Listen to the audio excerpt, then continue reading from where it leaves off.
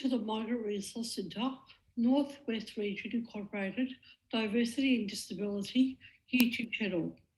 Your Life, Your Voice program, where self-advocates and professionals in the disability sector are interviewed. The Diversity and Disability Project would like to acknowledge the traditional owners of the land on which we work and live and recognise their continued connection to land, water and community. We pay respects to elders past, present and emerging. Nothing about us without us.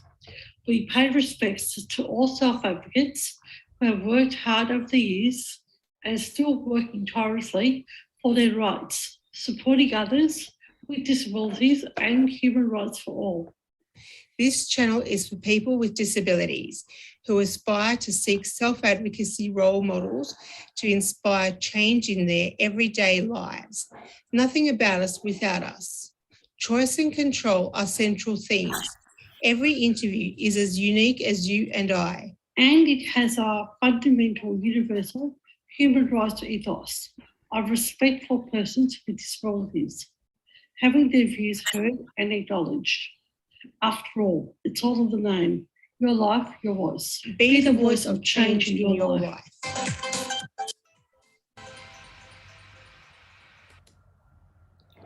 Good morning and welcome to another edition of Your Life, Your Voice. I'd like to welcome my co-host, Claire Altobus. Hi Claire, how you doing?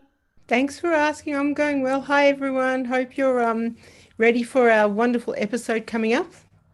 Yeah, so today we have Leonie, who is from a self-advocacy group called New Horizons.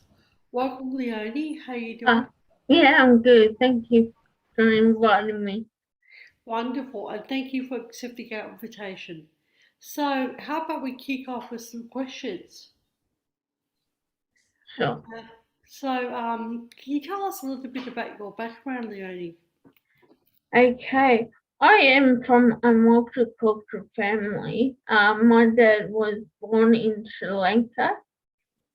He also has a European background. So that makes his family burgers. So and my mum is an Aussie with Scottish and Irish grandparents, and that's my parents. And I was born with muscle problems, so that means that I was floppy as a baby,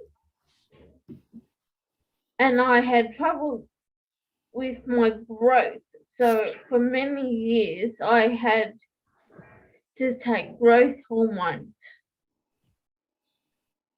And lots of physio, and I still do physio now. And I also have asthma and an intellectual disability. Growing up in a Christian home, I was looked after really well. So that's part of that. That's my story about growing up.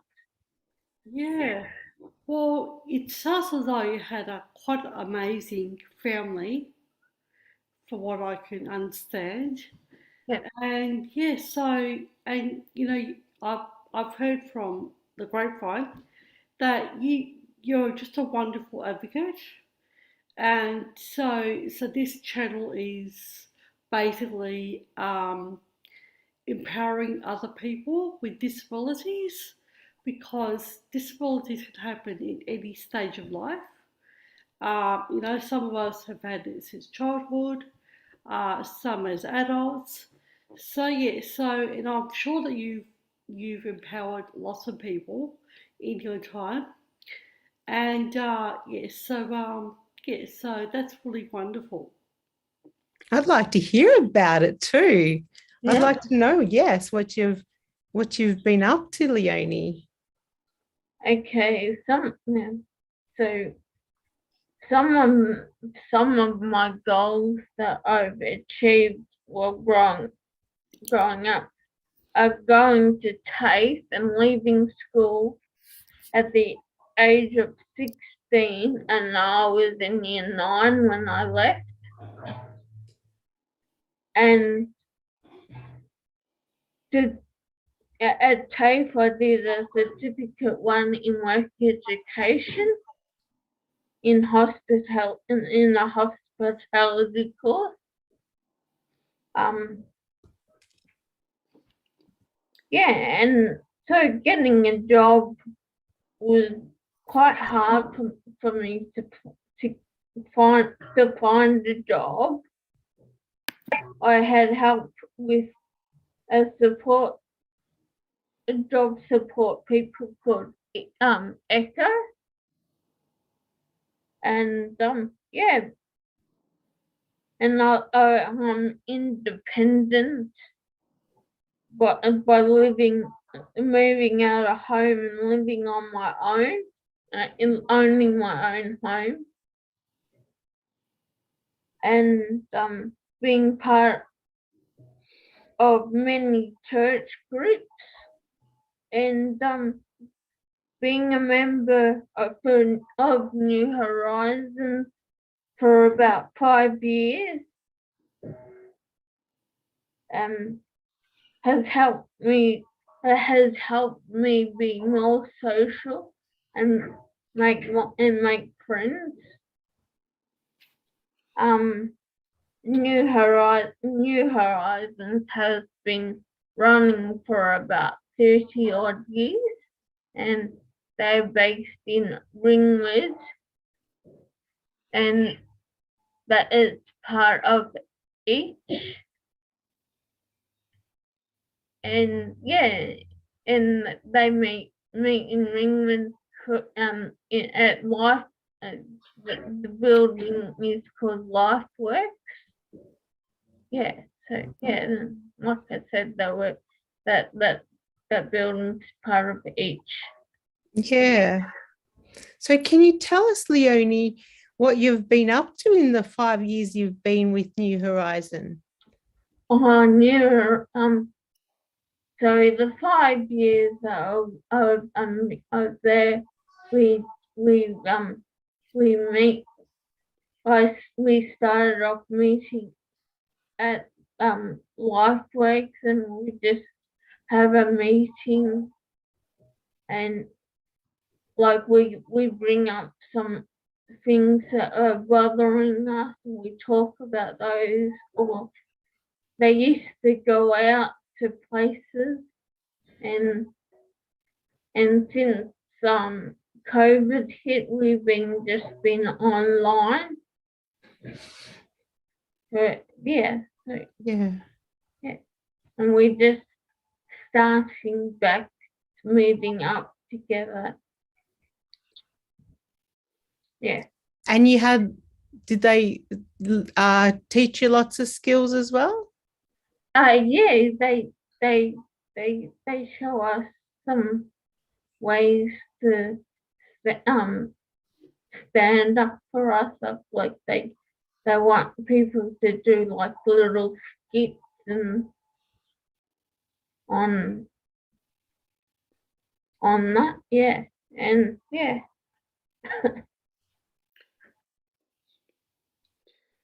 Can you give us an example, Leonie?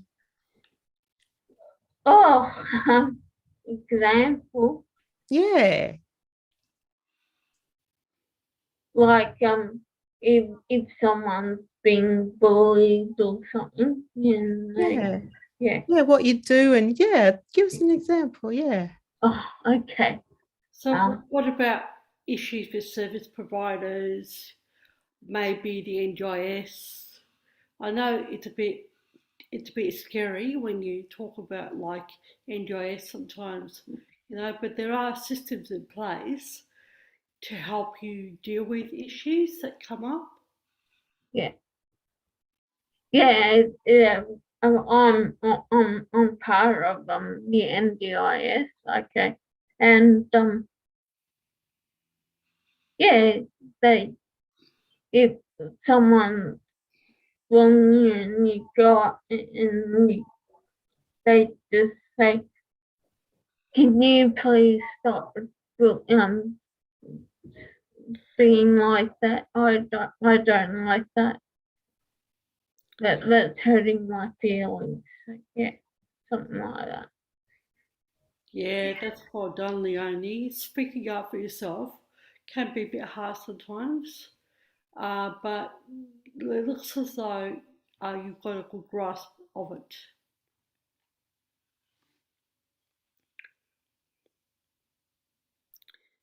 Okay, so let's Maybe the goals? Like, can you tell us what goals you wanted to navigate around? Yeah, just speaking up for yourself, being independent. Yes. Yeah, How was that, Leonie, trying to be independent? What are the steps you went through? okay, I was part of a program called Genesis, that was run by Harrison Youth Service, and that meant I had to live away from home for about 20 weeks. Yeah, and I had to rely on the life skills that I had, and they had support people to give us a hand if we needed to. Yeah, that's how I became independent. So yeah. Wow, that would have been a big step. Yeah, I was. What were all the things that you had to do? Learn how to vacuum the place, cook, do our laundry. Yeah, basically housework sort of stuff. Yeah. Yeah.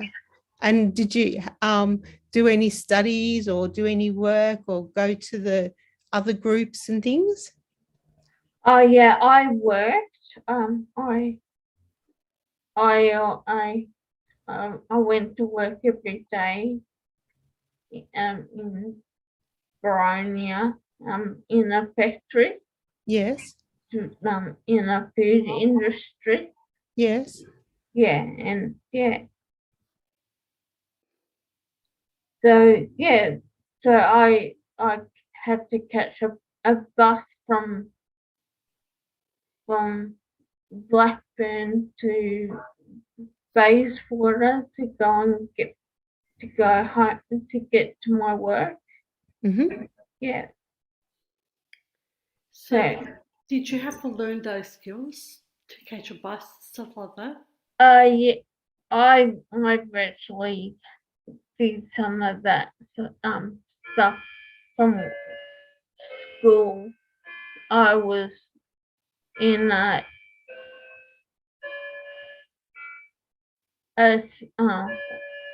the school I went to.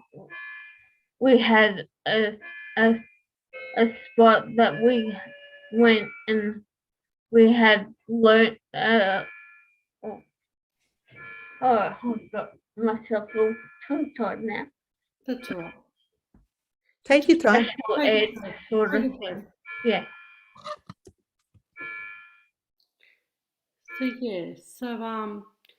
yeah, so we all have to learn life skills, you know. Um, we all have to learn life skills and different life skills. Like life skills. They're quite universal, so we all have to learn how to, cook and clean and catch buses, catch public transport. And a skill is, in my view, you can learn the skill. You may not have it like a year ago or 2 weeks ago, but skills can be learnt. It's like when you said, you learned how to speak up for yourself because of bullying. Well, you learned life skills too by, uh, having an independent living strategy as part of your goal. So well done with that. Yeah. So yeah, when I was working, I felt like I wasn't actually part of their team. So during lockdown, I left there, and I got a job with Reinforce and so now I'm a peer worker. We do training with other self advocacy groups and stuff like that. So yeah. Wow. So by having your first job, like you said, it was in a factory. Did you find that it prepared you for other jobs in the future? Yes and no. I guess I haven't really thought of it if it prepared me. So you Yeah. got more confidence, with people, with new people maybe when you worked in the factory. Yeah, it did. I had trouble um joining in with their conversations sometimes, and yeah. Yeah. Yes. It's you're very brave. It's really scary study work. Um, and sometimes we have to bite the bullet and go outside our comfort zone. But that's what happens with growth. And I suppose I'm a very passionate believer of forward thinking. And I think that we all need to grow. When we don't grow, it's not good for our mental health down the road. Because we could have heaps of supports, yeah? But people move on, people, and all things can happen in the stages of life. So yes, so so it's important that we develop those skills to make us more confident. And look at you now, you're a peer support worker. Mm. How gross is that? So, Yeah. what sort of things do you do as a peer support worker? So we set up projects for other self advocacy groups to do, uh, and we go around teaching them how to do that project, and like we train them, do like a training course with them. Yeah, like being, and we're starting one to be a strong self advocate. Yeah. So what does that involve? Like, is it for a month or is it over 6 months? And what are the subjects that you do for being a strong advocate? Okay, a strong advocate is just virtually learning how to stand up for yourself, and yeah, and not in now I'm confused. Yeah, again, teach them what their rights are, and yeah. So you mentioned train the trainer. Were you part of the train the trainer sessions? Yes. Well, that's pretty huge, Leonie. Mm. just starting a process like that now with trainer, Mm. and it's huge. Lots of work involved to prepare and to give out information. And so that's a really significant role you have um, with that. Uh, I forget I forget the organisation. Is it Leaders Plus or so? What organisation do you do this work with? The peer group. Reinforce. Reinforce. That's right. Yeah.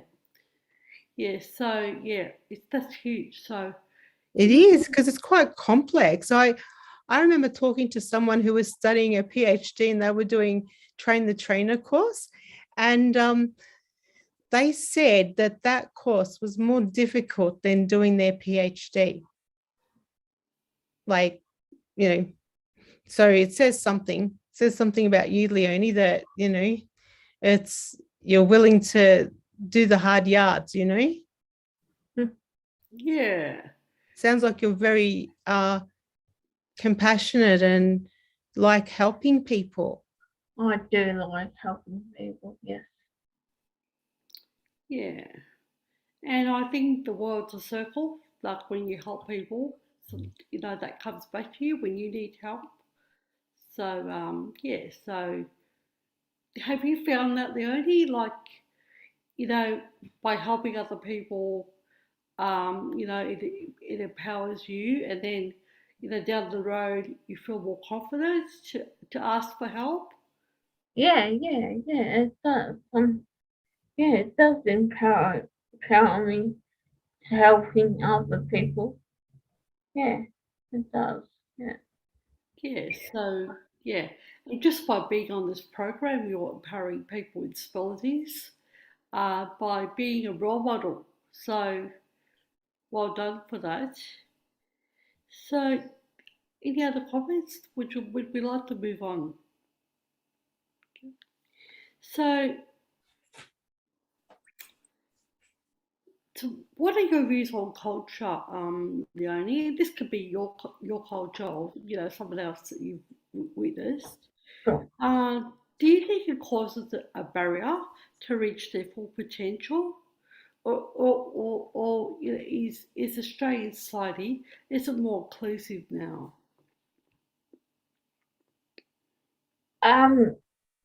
Yeah, there is a barrier.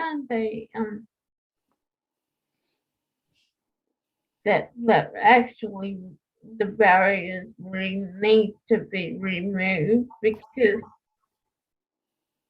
so they can they feel like they fit in, feel valid for themselves because they have added so much favour and diversity in our community. So yeah.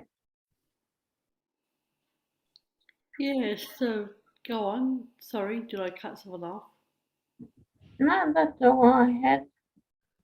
I was wondering what some of those barriers might be. Yeah, the, like when what I'll give an example.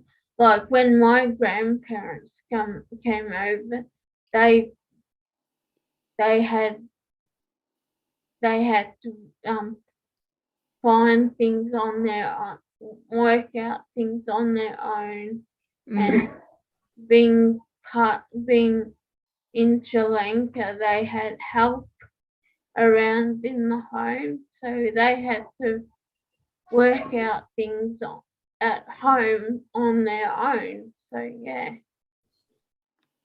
Yeah, that's what a lot of new migrants had to do when they came to Australia. They had to work out the language, the what how the shop was designed, where everything was, what look at pictures to work out what food they had to get from the supermarket.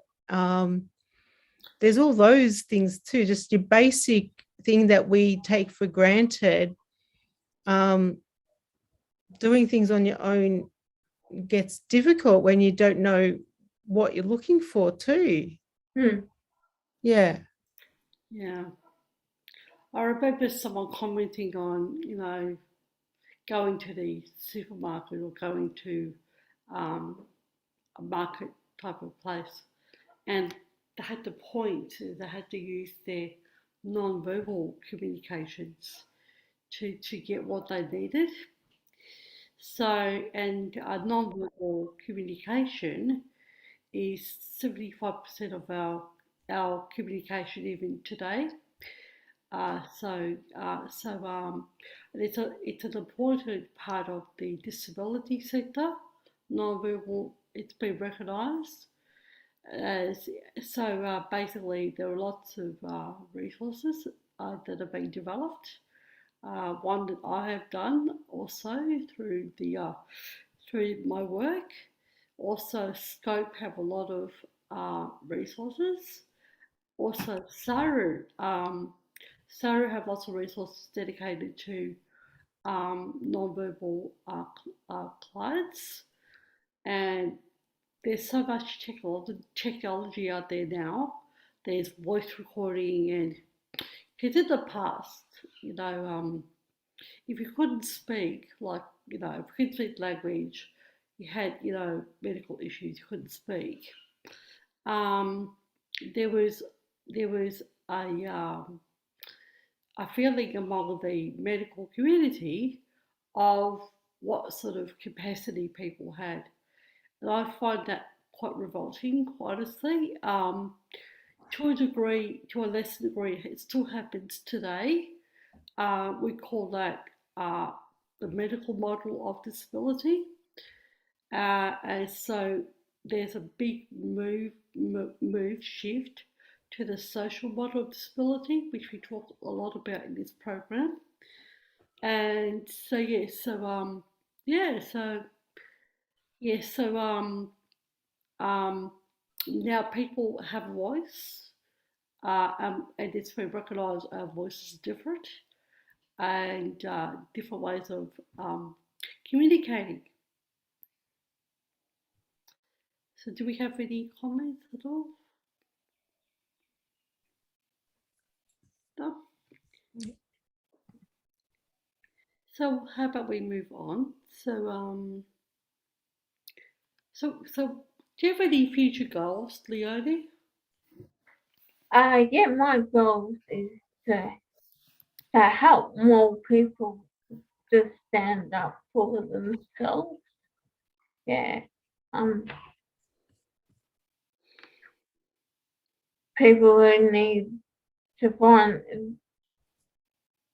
to to find their own goals, like speaking up and finding the best path for their life. So yeah, that's my future goals, to help more people. Yeah. Yeah. So, do you think there are any barriers you would like to see removed from the people with disabilities? Yeah, that's like culturally and linguistically diverse. Yeah. So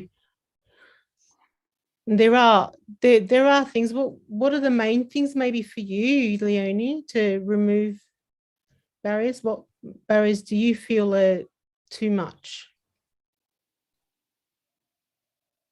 The barriers are pretty much covered before, like, so they feel more welcome in the community. And yeah, so I find that as a barrier that they don't there. Yeah.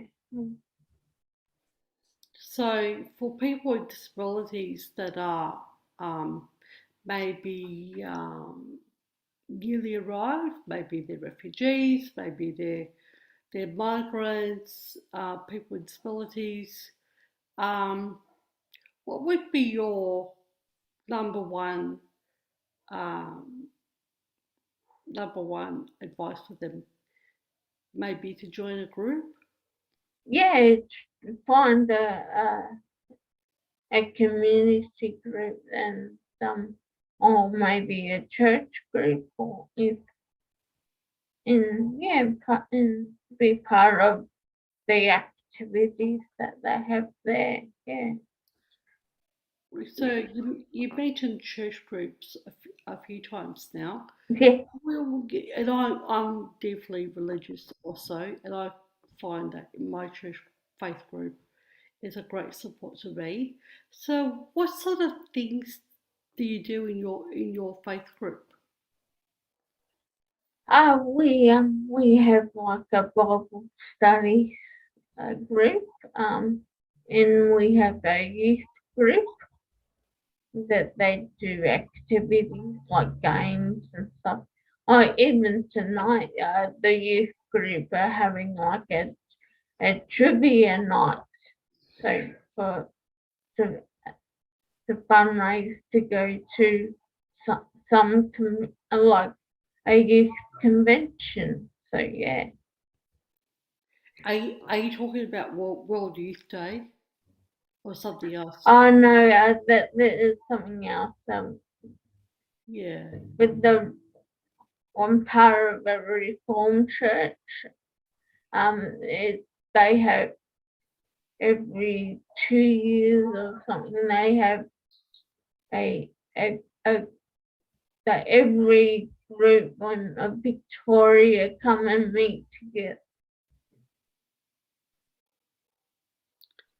Oh, Victorian or Australia, they meet together. Sometimes we have people from there's people from Queensland, Tassie, and all sorts of places. Sometimes we have people from New Zealand who come and join a youth group, youth service, a youth convention, and we they they do like activities there. It's just like a fun weekend, a week away from home, virtually. Yeah. So where have you been with these groups? We've been to Ballarat and we've been to Sydney. They've gone to Queensland. They've gone to Tasmania, all around, virtually all around Australia. Yeah. So you caught the travel bug, Leonie. I've only been part of that. I've only been to that convention a couple times. So most of the group, most of the people I know from that go that they've travelled all around. Yeah, I have travelled a fair bit, and mainly with my parents. Like I've actually been to Sri Lanka. So I like being there. I've gone to Singapore. I've been to New Zealand. So yeah. Yeah. Singapore's hot, isn't it? It's just hot. Yeah, that is hot. And it's very clean. Yep. Yeah. So, have you got more goals to keep traveling? Well, yeah, I wouldn't mind doing more travel, but yeah. I have to be more confident to do it on my own. I feel more confident if I'm with a group. Yeah. So yeah. I'm the same, Leonie. I have travelled quite largely and extensively, and if I'm not sure, I'll go with the group because I'm not. My geography is not too good, and I get lost very easily. So I just go with the group, and that way I'm safe. I see a lot more. I've got people to talk to and stuff. So that's a good strategy, I think. You actually mentioned Sri Lanka a few times. That's Yes. your father's home country. Yeah, like so. I think you actually mentioned the differences between Sri Lankan, the way they live their life, and the way Australians generally live their life. Do you think in Sri Lanka it's more community, like there's a lot more families joined together and they sort of like support each other a lot more than in Australia? Yeah, I reckon they do support each other in Sri Lanka a bit more than what we do. In my grandfather was a doctor in Sri Lanka, and that's how they had more help around. They had people come in and help them that actually stayed in their home to help them out. So yeah. Yeah, yeah. So in terms of mental health in Sri Lanka, do you think it's better because there's a lot more support, whereas in Australia, like, because of the narrow-mindedness of people being in families and not moving out of their their their nuclear families, which is usually two parents and two children. Do you think that that's an issue in Australia for the disability sector? Um, I think support people with a disability here is probably a little bit better than in Sri Lanka because I was seeing people who had a disability in Sri Lanka begging for money so they could live. So, and that was quite sad to see. Yeah, look, when you travel, it makes you realise, the differences between first world countries and rich countries. Compared to, I'm not even sure. I don't think Sri Lanka is considered third world, but a bit poorer countries, and the social services that are offered to the citizens of that country. I know from my parents' country, which is Malta, the old people are looked after really well. So, is that what you think happens in your parents' country? In my dad, uh, yeah, I haven't really thought of that. Sorry. That's okay. Yeah, it's just when I travel, I to not make comparisons between Australia and the country I'm going to, and and travel broadens opens the mind. So to and it makes you realise. Well, it makes me realise how lucky I am to be. Because my parents came, basically on a boat and no language skills, and so they struggled a lot with when I was growing up. But they always were very proud to be Australians. So much so that when my father became an Australian citizen, he came home and he was jumping up and down. What are you doing, Dad? Oh, I'm a kangaroo now. So he was very proud to be Australian citizens. Yeah, do we want to move on? I just want to ask a quick question that's in my mind. When you were there, Leonie, in Sri Lanka, I think there's things about safety, isn't there? There is a little bit like a little war kind of thing happening with another culture. I think is it the Tamil people? Yeah, the Tamil Tigers, yeah. Yeah, like there's a lot of people fleeing from that situation. Yeah. Yeah. Right, yeah. And it's not easy, it's not easy, the thing that people have to go through, for their safety, like their basic safety is in question. Yeah. A friend went and she showed me a video. She videoed it, but when she was in Sri Lanka, they have this festival of elephants or something. Okay. Yeah. Have you heard of that one where Yeah, I think I have. Yeah.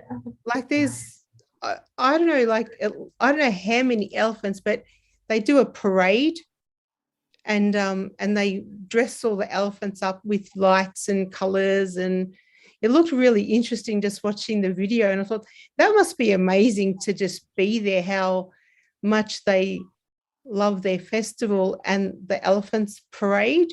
Yeah. I was wondering if you saw that, but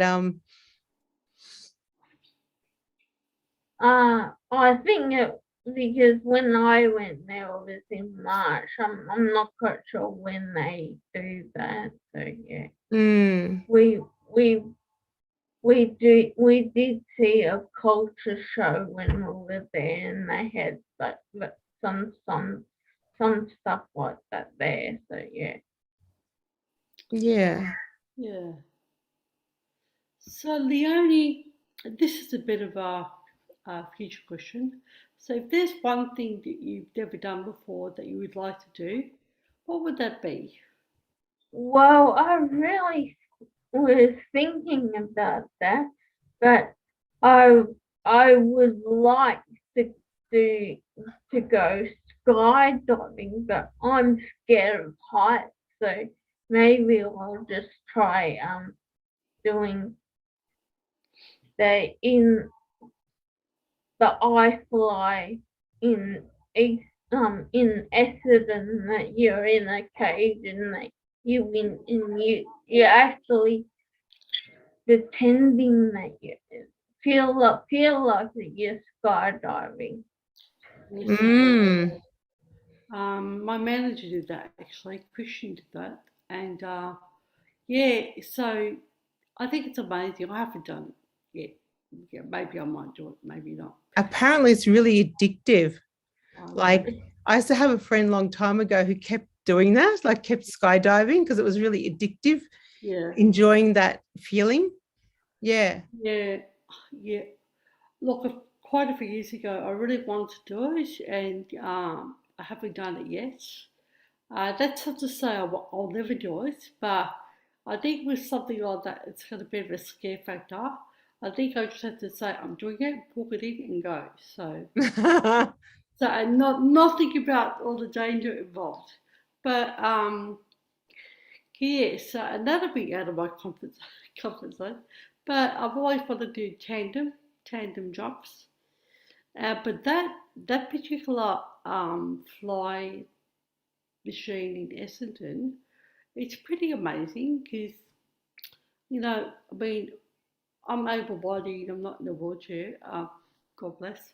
And so people that are in wheelchairs, so they do these things. I would expect it would have a sense of freedom. What do you think?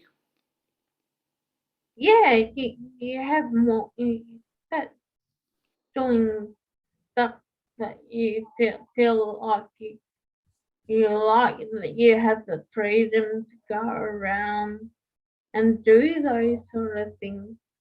Yeah. Yeah, and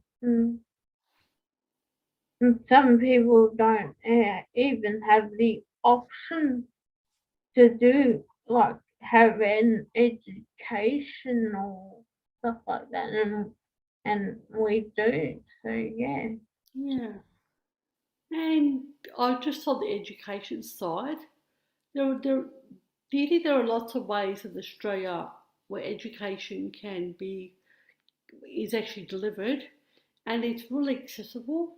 What's your thoughts about that? Well, it's accessible for most people in Australia, but like if you have if you have a different language, or even if you're a First Nation person, it's hard for them to access the health services and having an opportunity to be part of the workforce. So yeah. Yeah, so And sorry, go on. and have and to to to be part of a workforce, to have an education before that. Yeah. Yeah, you're right. You're right, Leonie. It is. There are lots of barriers for First Nations people in doing things. You're right. Yeah. Do you think like the same barriers existed for you like your fathers and yourself? Like, For me, the burial wasn't really an issue. It's only because I had a disability that was hard for me to find something. Yeah. So being being being in a multicultural family, yeah, it was, that part wasn't an issue finding things.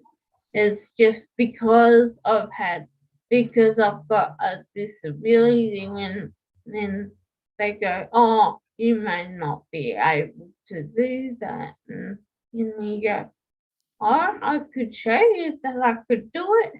yeah, you go there. You go there. That's it. That's the way to go. I'm glad you have that in yourself.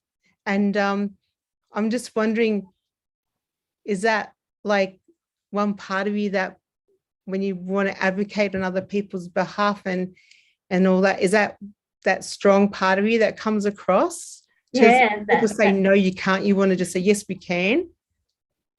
Yeah, that is I really like to show people what people who have a disability, what they can be able to can achieve in their life. And yeah.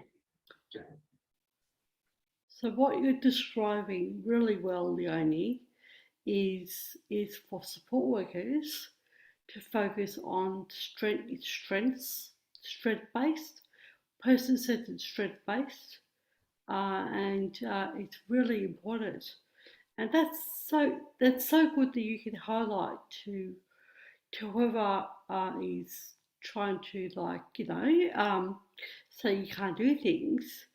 It's really well done that you're able to say, let me show you, and maybe part of your advocacy down the road for others, you could be educating support workers, saying, focus on what we can do, not what we can't do. Hmm. Yeah, anyway, so how about we move on if there's no other comments? So this is a future question also. I don't think I've asked it. So do you have a vision for people with disabilities for 20 years' time? Yeah, I do. In 20 years time, I would like to be would would like to see that they are valued for what they have given to enrich in our society by treating everyone the same, and they don't think they can't do what they want to achieve. So yeah. Yeah, that's a great answer.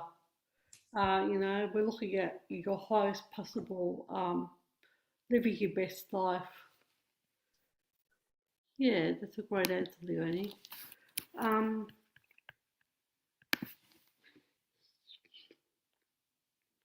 so, in your opinion, what does an empowered person look like? Sound like? Oh, an empowered person has the opportunities to follow their dreams. Mm. Yeah, That's so important, isn't it? yeah, it is. Yeah, absolutely. So, yeah, so that's really important that we follow our dreams, not because our dreams are very specific to us. So your dream might be to travel, someone else's dream might be like to learn living skills. So again, person-centered dreams are very crucial to development of people and according to their goals and ambitions.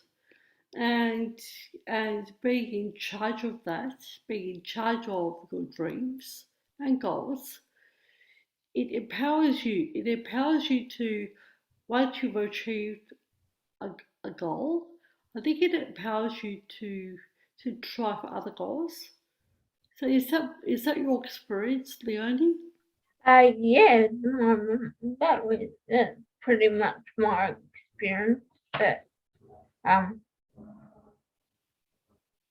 yeah, being doing trying out new things and seeing what I can actually achieve in my own life, and yeah, that that's pretty much how in my empowerment in my life, like when I was doing the Genesis program, that gave me the empowerment of being independent.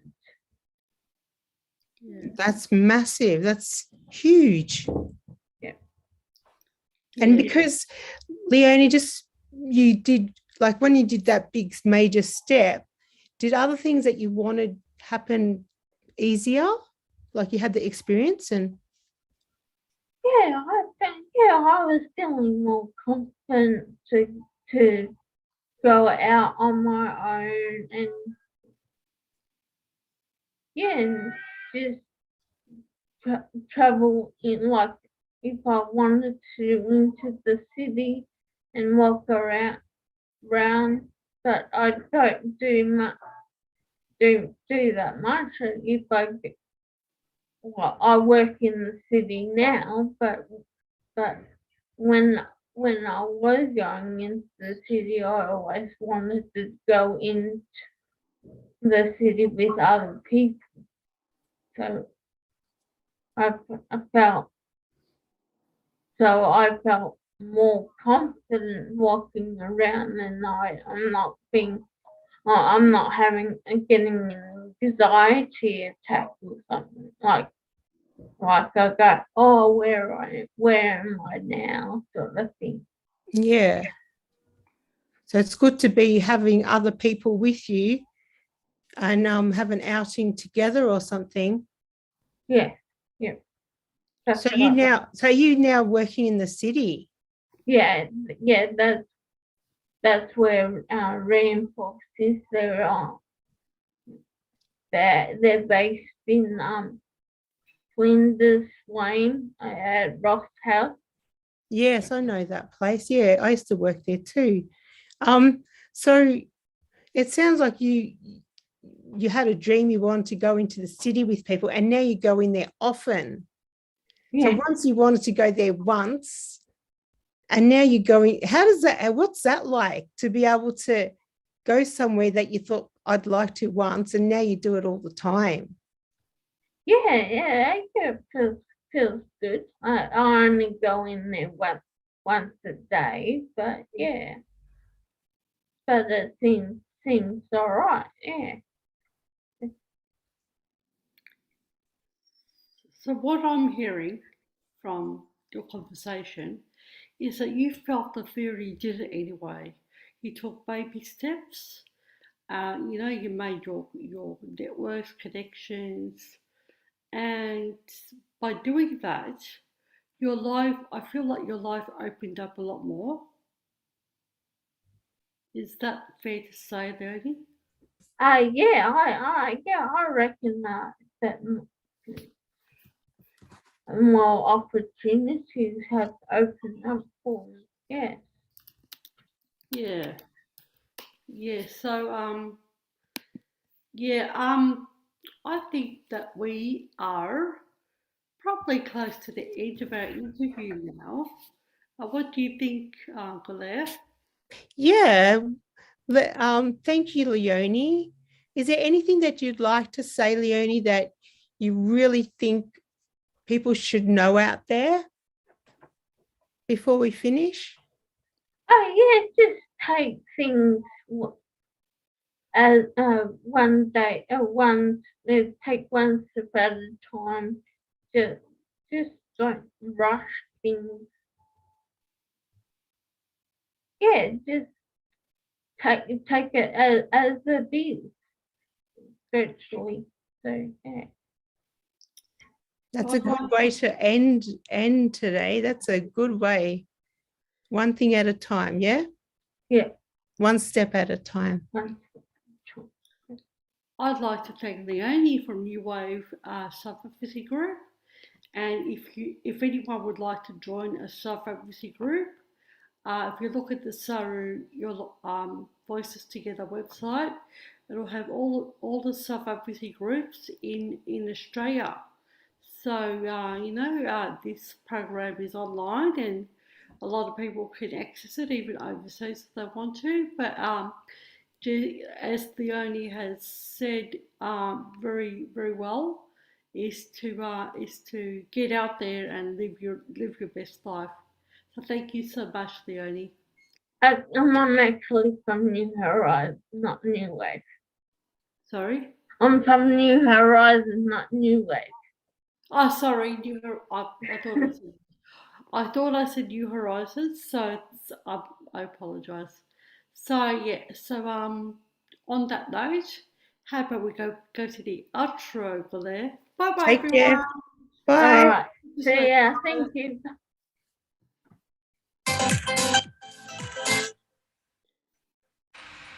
Catch us on Your Life, Your Voice YouTube channel live every Monday fortnight or on demand.